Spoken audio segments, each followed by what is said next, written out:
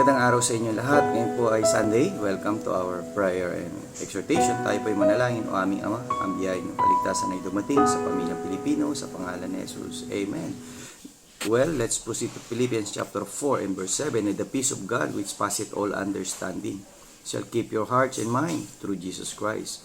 Well, ang kapayapaan ho ay hindi manggagaling sa anumang bagay na nasa mundo, kundi sa salita ng Diyos.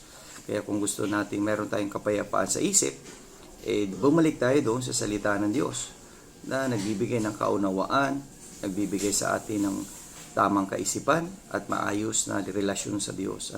Kaya nawa, ngayong Sunday na ito, tayo dumalo sa ating mga coming together at makinig at bigyan ng pagkakataon naman na ang salita ng Diyos ang magsalita para sa atin.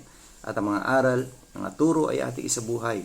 Dalhin natin ito sa pang-araw-araw nating hakbangin upang sa ganon, maging matatag ang ating relasyon sa Diyos at ang ating relasyon sa ating pamilya. See you again tomorrow sa ating prayer and exhortation.